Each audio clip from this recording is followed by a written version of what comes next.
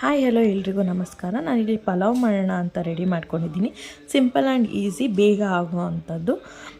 ಒಂದು ಮಿಕ್ಸಿ ಬಾಟ್ಲಿಗೆ ಕೊತ್ತಂಬರಿ, ಪುದೀನ, ಶುಂಠಿ, ಬೆಳ್ಳುಳ್ಳಿ, ಹಸಿರುಮೆಣಸಿನ್ಕಾಯಿ ಹಾಕ್ಕೊಂಡು ಈ ಥರ ತಿನ್ನಾಗಿ ಪೇಸ್ಟ್ನ ರೆಡಿ ಮಾಡ್ಕೊಳ್ಳಿ. ಇನ್ನೊಂದು ಕಡೆ ಕುಕ್ಕರ್ ಇಟ್ಟು ಒಂದು ಕುಕ್ಕರ್ಗೆ ಎಣ್ಣೆ ಹಾಕಿ ಅದಕ್ಕೆ ನಾನು ಲವಂಗ, ಪಲಾವೆಲೆ, ಕಸೂರಿ ಮೇಥಿ, ಯಾಲಕ್ಕಿ ಮತ್ತು ಈರುಳ್ಳಿನ ಹಾಕ್ಕೊಂಡು ಫ್ರೈ ಮಾಡ್ಕೊತಾ ಇದ್ದೀನಿ.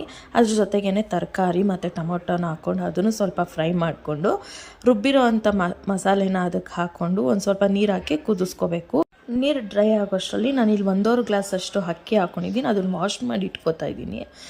ನೀರಿಲ್ಲಿ ಕಮ್ಮಿ ಆದಮೇಲೆ 1 ಸ್ಪೂನ್ ಧನಿಯಾ ಪುಡಿ ಹಾಕ್ಕೊಂಡು ಫ್ರೈ ಮಾಡಿ ಅದಕ್ಕೆ ತೊಳೆದಿರೋ ಅಕ್ಕಿ ಹಾಕಿ ಉಪ್ಪು ಹಾಕಿ ಕುಕ್ಕರ್ನ ಮುಚ್ಚಿ 2 ವಿಷಿಲ್ ಬರೋಕ್ಕೆ ಇಟ್ಕೊತಿದ್ದೀನಿ. ಅಷ್ಟರಲ್ಲಿ ನಾನು ಮೊಸರು ಬಜ್ಜಿನ ರೆಡಿ ಮಾಡ್ಕೊತಾ ಇದ್ದೀನಿ. ಸಿಂಪಲ್ ಆ್ಯಂಡ್ ಈಸಿ ಪಲಾವ್ ರೆಸಿಪಿನ ನಾನು ನಿಮ್ಮ ಜೊತೆ ಶೇರ್ ಮಾಡ್ಕೊಂಡಿದ್ದೀನಿ. ನಿಮಗೆಲ್ಲ ಈ ಪುಟ್ಟು ವಿಡಿಯೋ ಇಷ್ಟ